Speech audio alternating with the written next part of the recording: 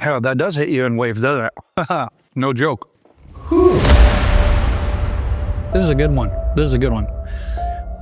All right, guys, you asked for it, you got it.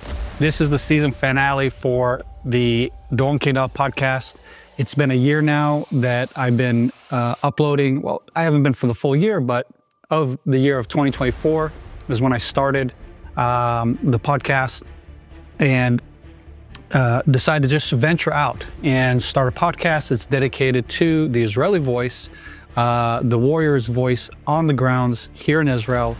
And I thought it would be great to be able to have a platform that can help basically share our voices internationally and getting people that can speak and I can interview and speak with a understandable English that can hopefully be of interest to many audiences all over the world. And guys, I really appreciate your support. Thank you for following me. Thank you for following this journey. It's been a great year. And now that we have come to year's end, I have decided to end with a bang, or in fact, to end with fire. So here we are, the Hot Ones Challenge. I thought it would be a fun way to kind of end this year and to do something where it is a personal interview. So you get to interview me, and I made a request. I sent it out a few weeks ago, probably a few months ago now, actually. I lost count, but it's been hard with these deployments and now everything around. But here we are, guys, finally the Hot Ones Challenge. And this is how we're going to end this year's podcast with this episode. This is the final episode, the finale. And here are all your questions, or not all of them. I have to filter it again. But here are the majority of the questions that were sent in that I will be reading off and I will be answering. So first, we will start with the very first Hot Ones deal, hot sauce. And what we're doing here is a little bit different. We have Israeli cheat code here, the pita. This is supposed to help me with the hot stuff. And I'm doing steak. I'm not a chicken wings guy. So here's something you learn about me. I'm a steak guy. I love red meat. I grill. I love to grill meat. A lot of my friends love doing grill outs with me. If you've noticed if you're following me on social media, this is one of the things that I like. So here you're learning something from me. First bite, here we go.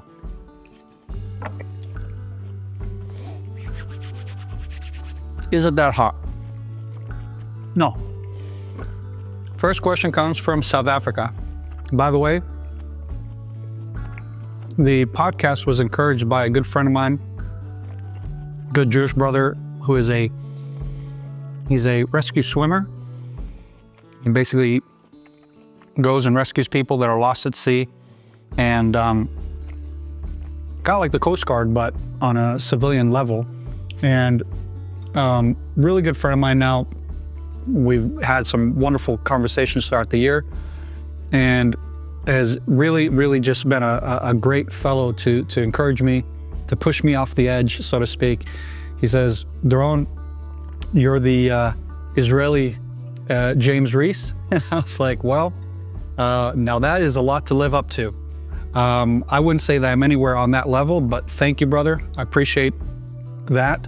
And for those of you who also are following me, I am definitely a James Reese fan. Definitely enjoy reading the book series by Jack Carr. That's what's up here showcased. And so for our first question, it is, would you rather operate in Gaza in the summer or in Lebanon in the winter? First question from South Africa.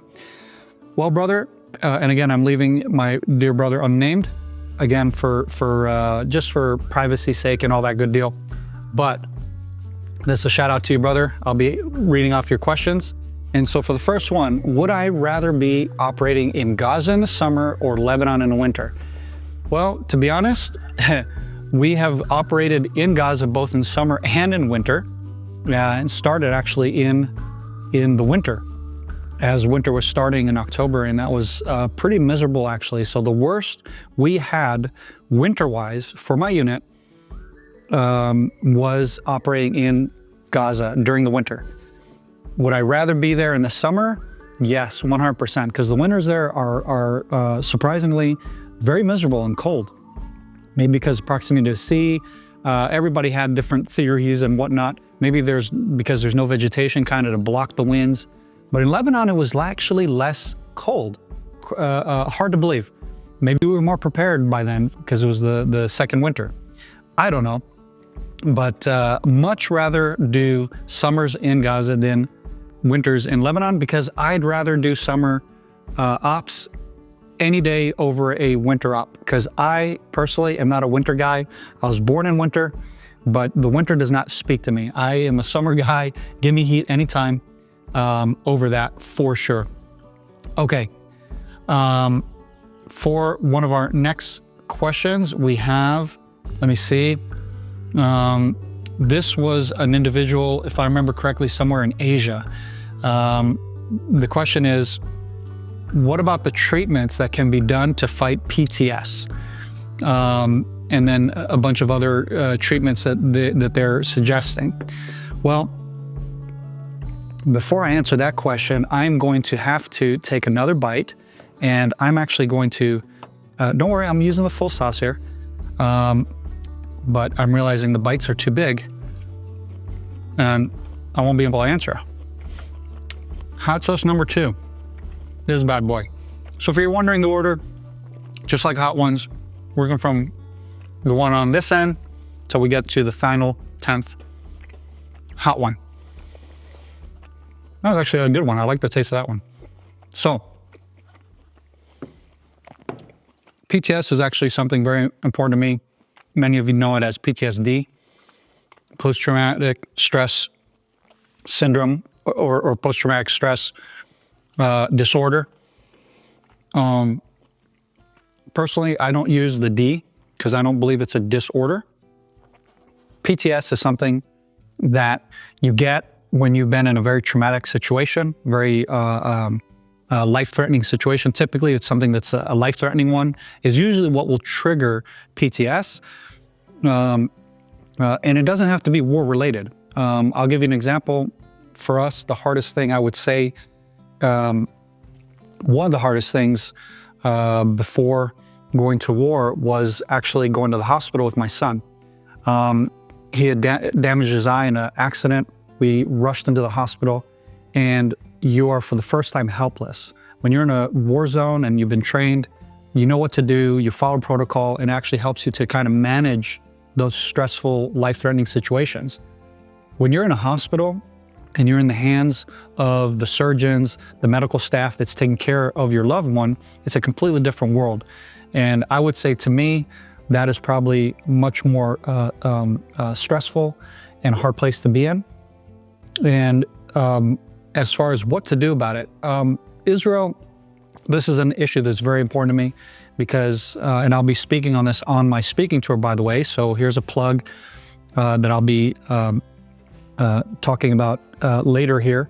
But I will be talking about this on my speaking tour. I'll be talking about PTS, how we deal with it here in Israel, how Israel, why do I believe Israel has a better success rate in managing post-traumatic stress? Because the sad reality is that you have lost more veterans, American veterans, that I'm aware of. This is what, giving my realm of what I'm influenced of and I know of.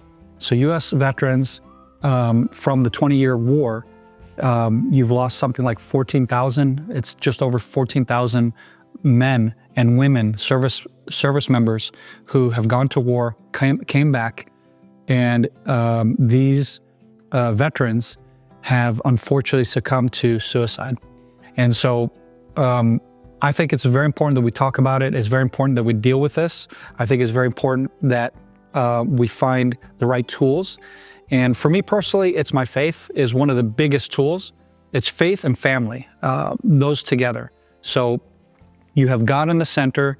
We have the Torah that guides us, guides our path, it guides our way. And we have the Jewish customs. You have your Shulchan Aruch.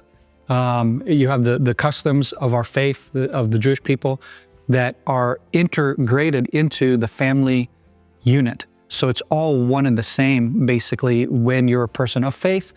Your faith is woven into your family dynamics, And those combined, when you have a good family base and that share the same values as you do and so on, it is a huge, huge help.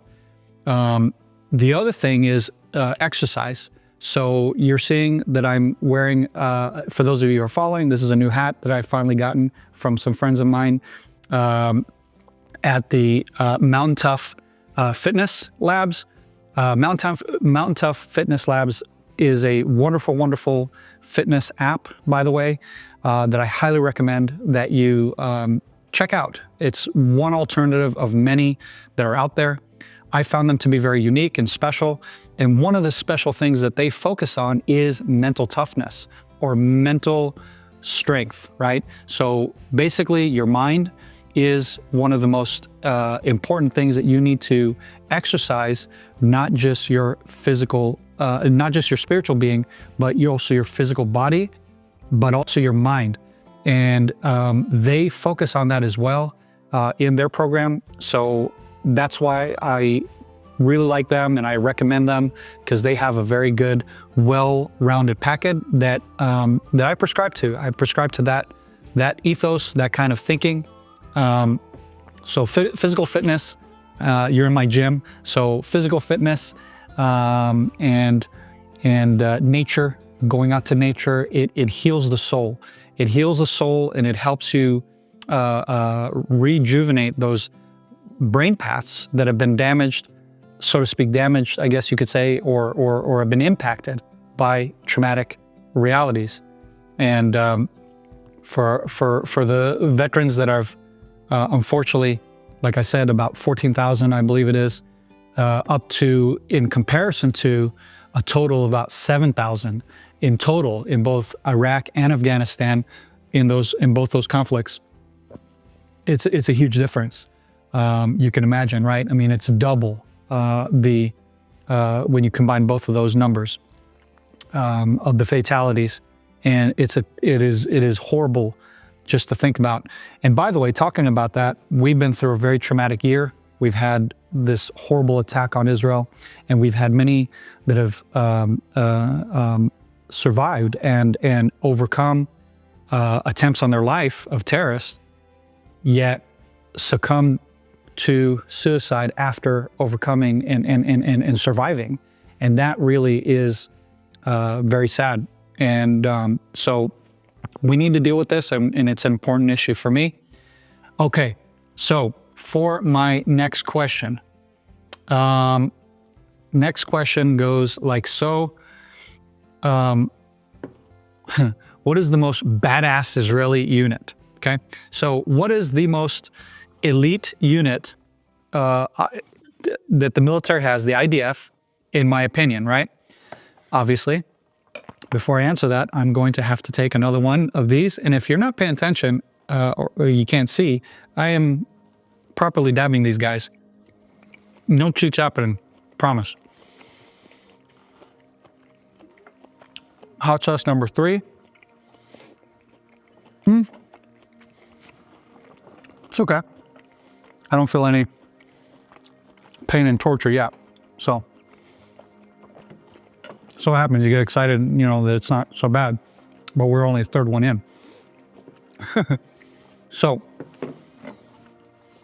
for this question, I will have to give you a few answers, because in my opinion, there isn't one single unit that is the most elite. Well, there is, but it's technically not of them. It's an IDF unit. The most elite IDF unit, in my opinion, is the Israeli Shayetet Shlosseh, which is the equivalent to our Navy SEALs, to the United States Navy SEALs. So our Navy SEALs are called Shayetet Shlosseh, or the Naval Commando Unit. They are literally one of the most hardcore units I know of in the military. Many of them are very good friends of mine. So I'm also speaking from personal experience. Part of what I do on the day-to-day life is executive protection. And so I work for one of the top companies in Israel that does personal protection for VIPs, for dignitaries, you name it. And I can tell you from experience of the talent pool that we get into our company, because we bring talent from the tier 1 units of Israel, if you will.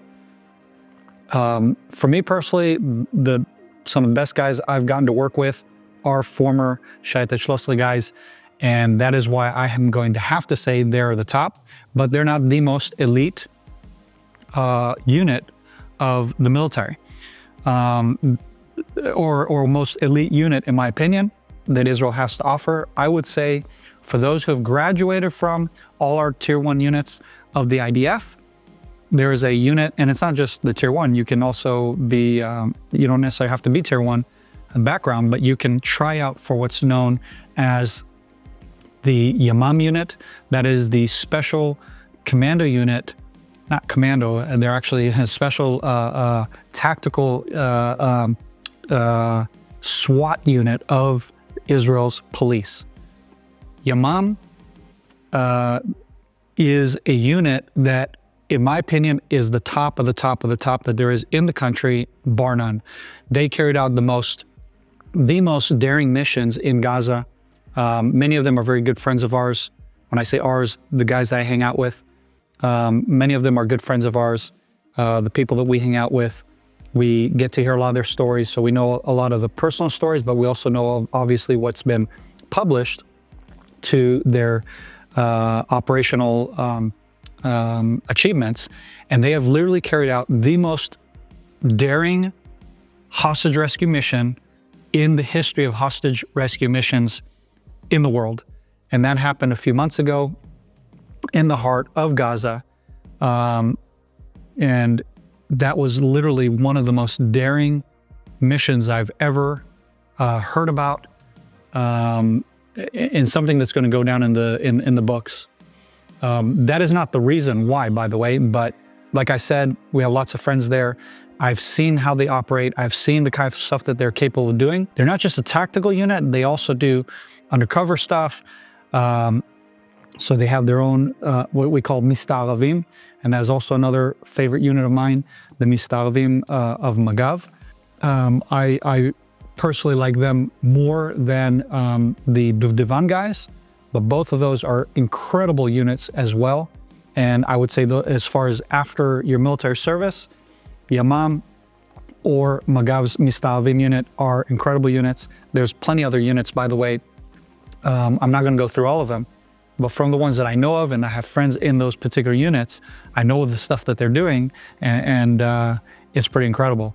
So Yamam is the top in my book, if it's not necessarily IDF, but they operate with the IDF all the time, by the way. That is to answer that. Next question. How did you get into podcasting and filmmaking? All right, so to answer that, we're going up on the Richter scale here. I'm making that up, of course. Okay.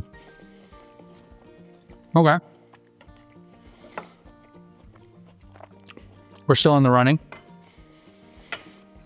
So, I got into filmmaking technically many years ago. What happened was I grew up in a home that the foster father, so I grew up in a World War II vet's home in northern Israel.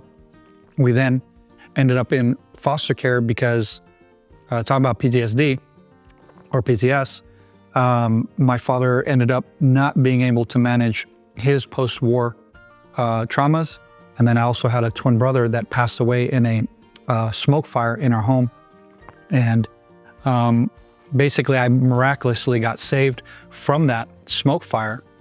And because we were in the same crib together, and actually he was carried out first, technically, kind of like out of the two of us, from what I recall from hearing the stories. But I was the one that still had a pulse and was rushed to the hospital. And because of that traumatic experience in my family, we ended up not recovering as a family, and therefore we ended up in foster care. So in foster care, we ended up with a foster family that the husband, both husband and wife came out of performing arts. The wife is a very well-known singer internationally, and the husband, he used to be an actor.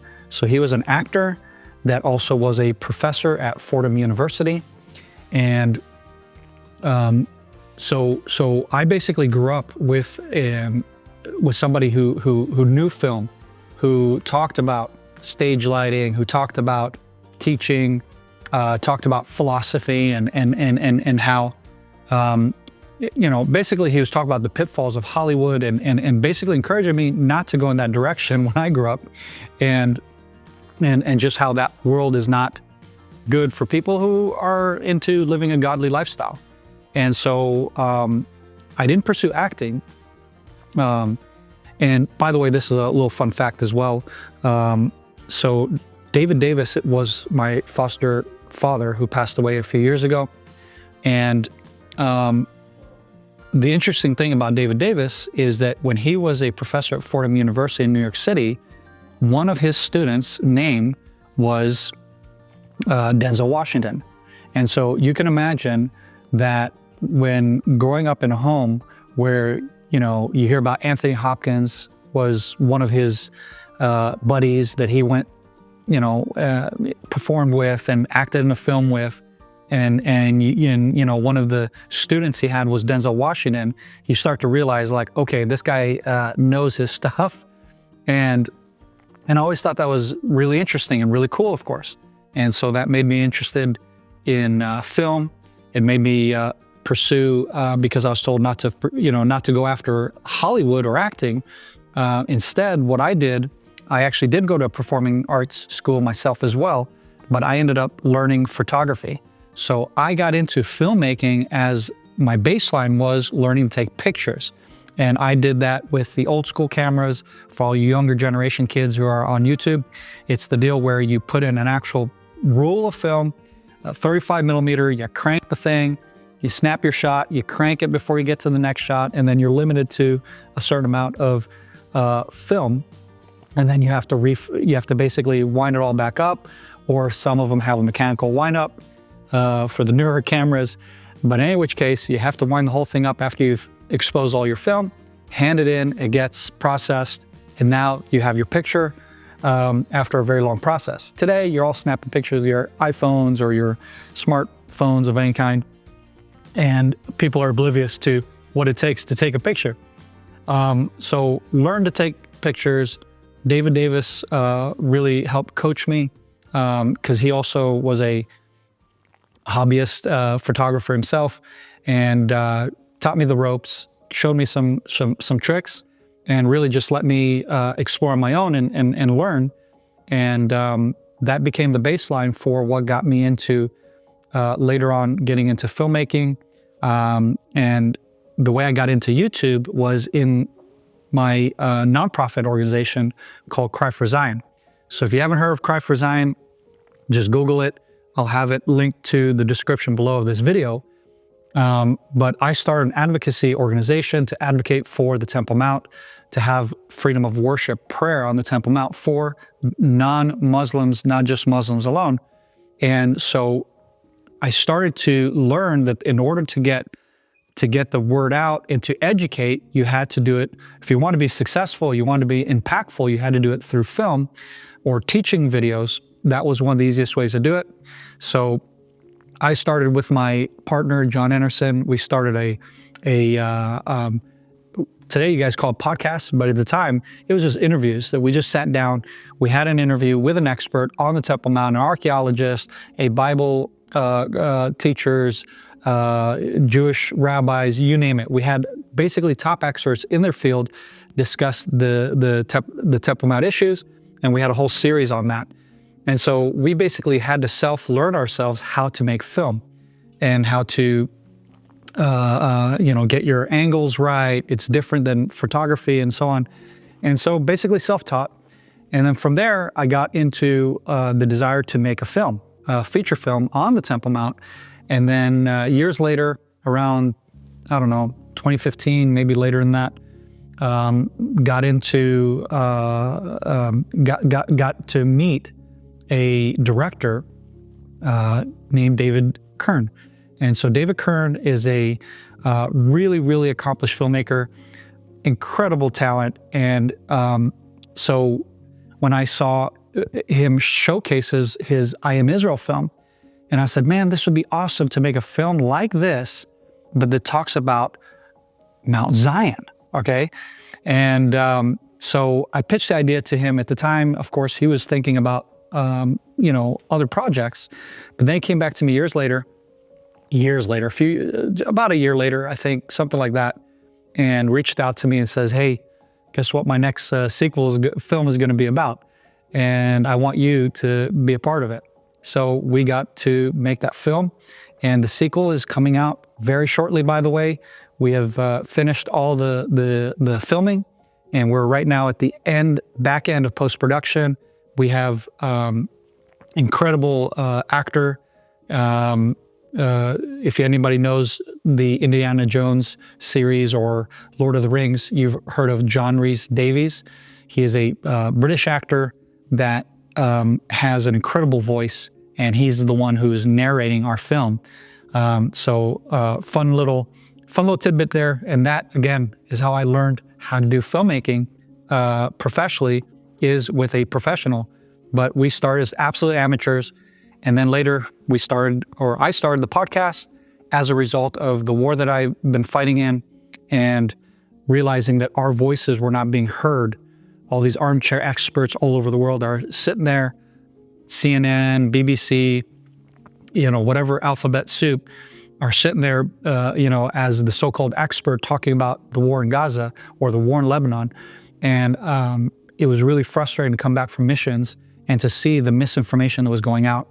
And after one of my good friends who was in my unit, whose brother had fallen in combat in Gaza, that really impacted me. And I wanted to use that loss of a good friend we just actually had his year's memorial service just the other day. He had a motto, Facta non verba, which is actions, not words. And that was the motto that led his life.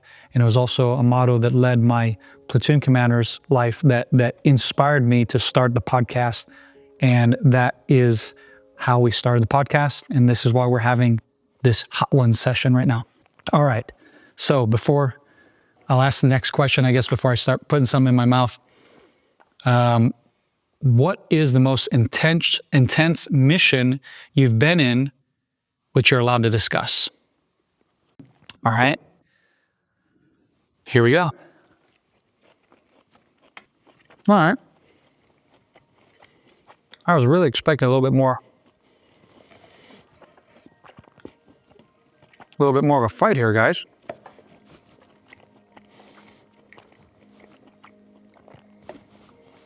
I just hope it means I'm immune to this, because as I'm getting to the end here, of course, I am nervously wondering if the next bite is going to be the one that really nails me. The most intense mission, I would say, for me, was the mission I didn't go on. A whole team had gone out, and you always have to leave someone behind. You can't have everybody go every time and all that. So this time we're in Lebanon, our third deployment, so a few months ago. And what happened was, I'm actually with one of my commanders, and we're listening to the radio chatter, as we do when our guys go out, and just keeping a beat on what's happening. Can't really sleep on those nights as much as you'd like to, and you're exhausted from all these missions. Because also part of what you're doing when they get back is you're helping your guys and doing a bunch of all the logistical stuff, help kind of give a helping hand and everything. You're not just, sleeping away. So that night I couldn't sleep. And I remember getting the radio chatter that our guys were spotted by the enemy, and basically a unit, a hunter unit that was hunting the special mobility units, or any unit actually, but essentially they had capabilities to an anti-tank capability, and we are operating behind enemy lines with very little armor to our vehicles that we use for the special mobility work. And so I heard that, and that basically our guys were in a very hairy situation. And I would say that was really one of the most nerve-wracking missions.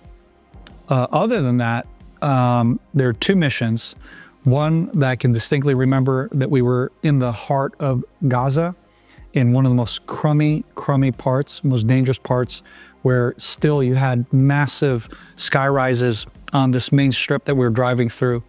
Not much left of the main strip, so to speak, or this particular road, but you could see these towering buildings on each side of you, and it was just daunting because it was one of those nights where you have that kind of spidey sense of something bad's gonna happen, and it just was very, very unnerving. And that night, that same night was the same night, or just shortly before actually, the special hostage rescue mission. And on that night, we actually, I believe we ran into part of those teams that went undercover to go get the hostages. And it was just one of those moments where you're just like, okay, something interesting is happening tonight. In any case, they went one way, we continued another direction, and where we ended up was just a very, very crummy place. But really the most scary, where I thought, okay, this is probably it, was the mission that was a part of in Lebanon. We went into a neighborhood, and we work under the cloak of darkness. That's kind of how we operate. So we're very, very strict about light, and any white light that would emit and give away your position. So we weren't even using tactical lights. And so absolute darkness, in the cloak of darkness operating. And then as we're driving into where we needed to perform our mission, the whole field around it, our targeted, our LZ, okay, or not LZ, but our waypoint that we needed to get to in Lebanon, was the whole fields surrounding were on fire. So I don't know how the fire started. To this day, we didn't hear if it was us or them or who, but basically you're no longer concealed by darkness. You're having to drive through flames all around you, literally in these fields, and perform your mission, realizing, okay, the gig's up, your concealment is gone, and now we have to really get to it. And as we were performing the mission, we came under mortar fire, and it was very hairy and very scary. And then, because like I said, you're completely exposed. And you think, okay, this is it. This is like all the negative things happening at once. We had radio problems, everything. And in the end, we made it back alive. None of us got hurt, thank God. And mission complete. All right, let's dine. Time. Here we go.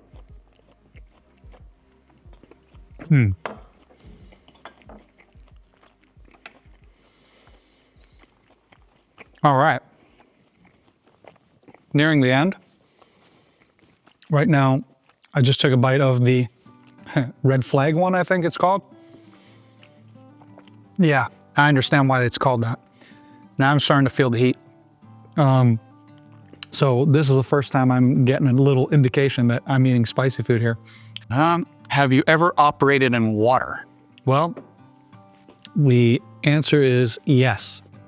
Well, we haven't operated as in carried out an op, but we have carried out water training. So basically, we did the training where you're supposed to be able to get collected by sea, and that's actually the Naval Commander Unit. They have special boat units that we collaborate with, and they essentially collect you at a waypoint and then drop you off at your waypoint that you need to get to if the military decides that they want to do an amphibious landing. So yes, we have done the training, but in actual wartime, we have not done it. And a mission like that actually has not happened ever, to my knowledge. So big portions of the military have trained for such an op, but none of us have actually carried out in real-time warfare. Same reason that very rarely have we conducted operations by parachuting into or behind enemy lines, because it's the risk reward. So thankfully and unthankfully, a lot of our wars are with our neighboring countries.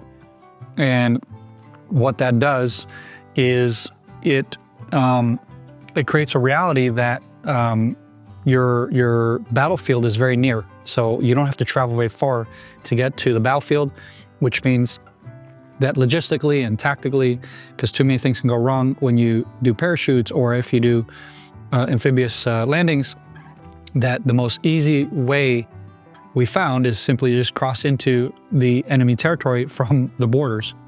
And that's been much easier. So that is essentially the why. All right, let's go to our next question here. And this is from someone that knows me. Is it true that you used to surf and had bleached hair? No, that is absolutely a lie. Absolutely not. Actually, yes, that is absolutely true. I used to surf back in the day. I'm supposed to have a hot one. All right, here we go. So this next one I am not looking forward to, because apparently this is the hottest one. One of the hottest ones that we have on here. It's coming up. So before I get to that, I am glad to answer you this question. Yes, I used to have bleached hair and was like a beach bum for many, many months during the summer season. One of my good friends, again, for privacy's sake, will be remain unnamed. But one of my good friends growing up, he used to go to boarding school in England, one of those posh schools with all these like really wealthy and famous, kids, and, come from very accomplished families and whatnot. He himself did not. His family were, simple folks, working people. They didn't come from some kind of, big money, so to speak. But he went to the boarding school because his father used to go to the boarding school, so he got a scholarship. So my buddy every summer would come back to Israel where his family was living. So his family's living in Israel. He came originally from New Zealand. So my good buddy came from New Zealand. That taught me all about rugby and the All Blacks, and doing the whole war chant thing, whatever they do. And so we would go to the beach.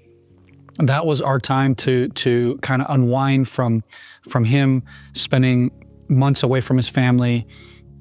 So like all the big, vacations, Christmas, summer, whatever. But mainly during the summer season is when both he and I would go to the beach, and we would surf, and we would swim, and we would snorkel. And this was in a little town called Atlit.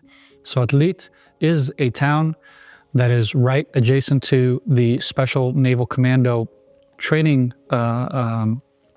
Coronado of Israel, and that's where the Naval Commando trains. So we would surf. I don't know if you could call what I did surfing, but that's what I did, or attempted to. And loved surfing. I love the beach. I still do to this day.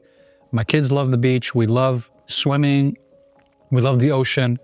And it's just one of those things I love to do. And today, I don't surf anymore, but I do love to snorkel. So one of the biggest things I like to do is to go to Eilat, get away from all the crowds with my family. We usually go off on the off season. We don't like to be around where all the, people are in bikinis and whatnot. Literally just want to go and enjoy the beach and the water and the family and grilling on the beach. Surprise. And that's some of the funnest memories we've had. We've camped out in the mountains of Eilat, these beautiful red mountains of Edom, and just having a great time. So that is definitely one of the things I like to do. Now, for my next question, let me go ahead and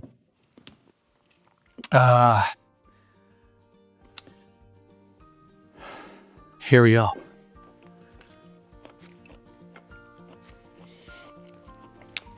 The bomb. This is the one that knocks everybody over. Apparently takes a while to work its way into your system. And yeah, I gave it a good dap too, by the way. I didn't mess around. So there's no excuse. And I was really worried about this. Like really worried. Still am. Like how long does it take to hit you? You know what I'm saying? Whew. I mean, it's hot, but was honestly.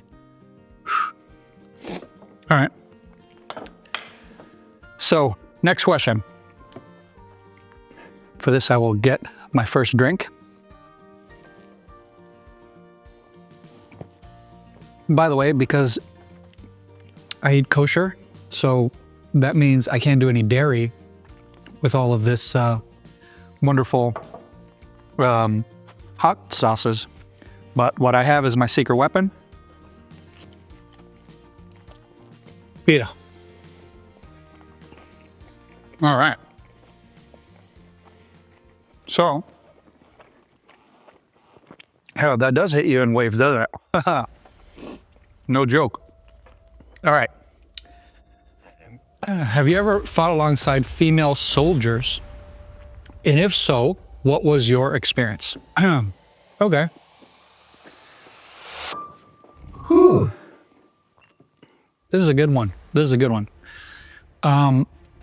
So I went to commander school, and after commander school, I ended up going or being selected to be one of the commanders to go to help found or start a search and rescue unit. And essentially what happened was I got pulled out of a combat unit, got sent to Home Front Command, which I was like very, very pissed about. And I was like, dude, I didn't sign up for Home Front Command. I'm a combat warrior. I signed up to fight. This isn't cool. So I made a big protest about it. But at the end of the day, you're a soldier, you obey orders.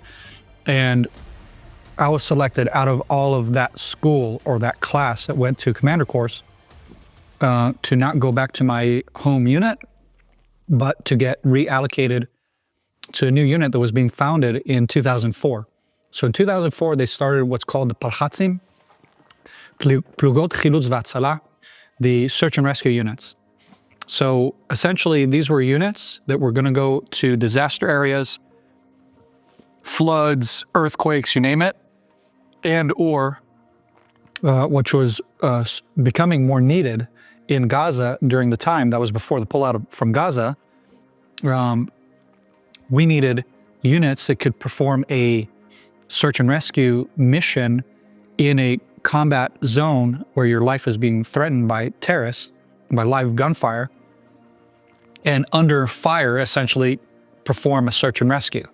Because the tunnels were just a new thing then, back in 2004. And one of our tunnels got, or one of our bases got tunneled. Like the tunnels were sent or dug to that base under our feet. And the funny thing was, not funny, but the odd thing was, this was the base that I had served in just months prior with my original platoon. We had done guard duty at this base, and we had complained that we heard what we perceived to be some kind of dinging, some kind of something under our feet, but we couldn't figure out what it was. We called our platoon commander, and the platoon commander, the general of the area, etc., and it just went up the ranks until finally it was like, we can't identify what it is, there's nothing to do about it. Okay, fast forward months later, I'm in the new search and rescue unit. At this point, I'm a sergeant, a platoon sergeant, and then I get the call that our team is being called to help perform search and rescue in Gaza, to get on call, to get your gear and to be get your go bags and be ready for a search and rescue, live search and rescue mission in Gaza. When I heard the name of the base that had got hit, it just like hit me like a ton of bricks, because I was like, oh my God, that was the base that we had served in. That was the base where we had a memorial to our fallen platoon commander. And it is a place that basically held a lot of personal significance and we could relate to. It's not just somewhere, nowhere. And so that was crazy. And then we also had another live search and rescue mission, actually, months later. There was a terrorist attack in Egypt, of all places. There was a hotel that had gotten car bombed. Suicide bomber went in with a car, got near the hotel, of one of the wings of the hotel, blew themselves up. The whole side of the hotel like collapsed, and it was a total mess. And that was the first foreign search and rescue mission that was committed before the search and rescue teams kind of became a thing, where we were sent to, to Turkey, to Greece, I think not Pakistan, it was somewhere in one of our Arab countries, neighboring countries. Essentially did search and rescue. We did Haiti. If you guys remember the earthquake in Haiti, it happened in, was it 2008, I believe it was, 08, 09, etc. So today it's a formulated unit. They go all over the world when needed. But at the time, I did not like it. I was in the first platoon. There's a lot of bitterness there, a lot of mixed feelings. And then serving with the girls was, that was a challenge. That was a huge challenge. And I personally am of the belief that when it comes to combat, I prefer to separate the men and the women.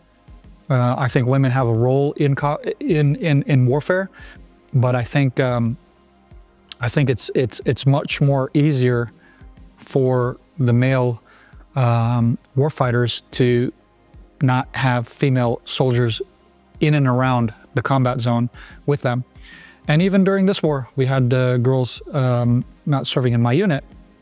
I'm in a completely different unit today, but we did have girls in the areas where we were operating in Gaza. Yeah, it's a challenge, and you have to be careful with it. Again, people are mixed feelings, ideas about it. That's my opinion. You might not like it, but oh well. Okay. Here is before the final yab.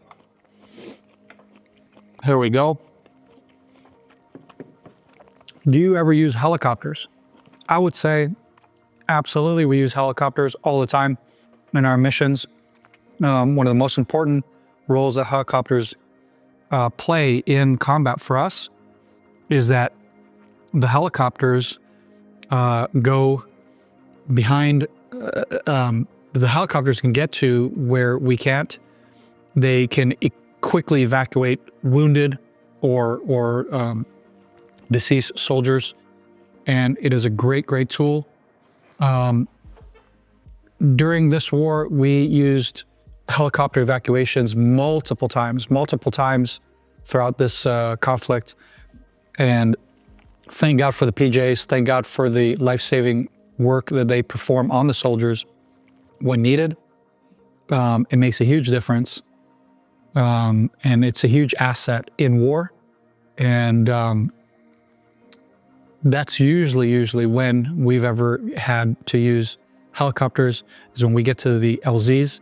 One of the main missions that we had was actually getting the soldiers from the front lines of where the conflict is happening. If it's Khan Yunis, Sajaiya, wherever in Gaza, Lebanon, and then we had to know where all of the LZs are. You had to know them and know where is it the safest LZ to get this soldier, to get them life-saving help. And like I said, yeah, we used them a lot during this war, and thank God for those guys. And then the other thing is, I'll double this up with a double question here. Actually, I'll double up the last one with a double question. How about that? Give you guys 2 questions for the last question, and here we are. Final dab. There's already a dab here, but I am literally soaking the sucker. So there's no excuses saying that I'm doing this not all the way. Fully committed on this bad boy here, guys. Look at that. You can literally see hopefully you can see here's nothing. Thank you, Peter. It's a good savor. So on a scale 1 to 10, how much do you like hummus? Hummus, not Hamas. So yes, I love hummus. Hummus is a national dish essentially in Israel. One of the very common meals that we'll have in most Israeli homes. Israel is a how would you say? It's a culture that is made up of many, many cultures, and therefore we also enjoy many, many food cultures. Well, the main food cultures from the Middle East, though, is obviously hummus, that has become very, very popular street food here in Israel. I love hummus. Not all hummus, though. Not all hummus. Hummus, you have to get homemade, right? At a place that literally makes it right there on location, not something that you get from a factory or what have you. Although our hummus that is mass produced and sold at your grocery store is really bang on, good stuff. But again, if I'm gonna go have hummus, it's gonna be there. Now for the drum roll, guys, final question. Let me get a drink.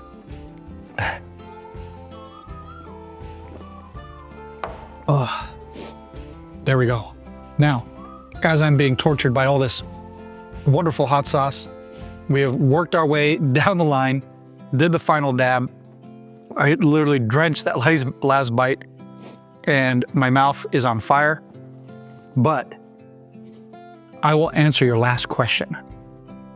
What is harder, fighting in Gaza or homeschooling your kids? Well, I have to say that one of the biggest joys I have in my life is that we get to raise our kids at home, that we get to homeschool them. It is not an Israeli thing, by the way, not at all. It is very uncommon for Israeli couples to homeschool their kids. And what we do is that I'm the main breadwinner, so to speak, although my wife, she has her own side business, but her main job is homeschooling, and then my job is to help with that homeschooling. So what I can tell you is that during the time period when I came back from combat, and my wife was really, really sick, I was the only guy that had to, or the only parent that had to take care of my kids, had to cook for them, clean for them, for us, for our family, basically doing all the household responsibilities and chores and whatever was needed, shopping for food, the whole thing. And I can tell you that during that time period, I actually did not homeschool. So the fact that my wife does all of that, and that almost crushed me. No, it didn't almost crush me. It crushed me. It broke me to do that. That literally was the hardest time during this year for me. One of the hardest times was when my wife was sick for a very long time. And thank God it happened right when I was off my deployment, because I was able to step in and help my wife. But I can tell you that it is way harder to homeschool. It is way harder to combine that with managing and caring for a home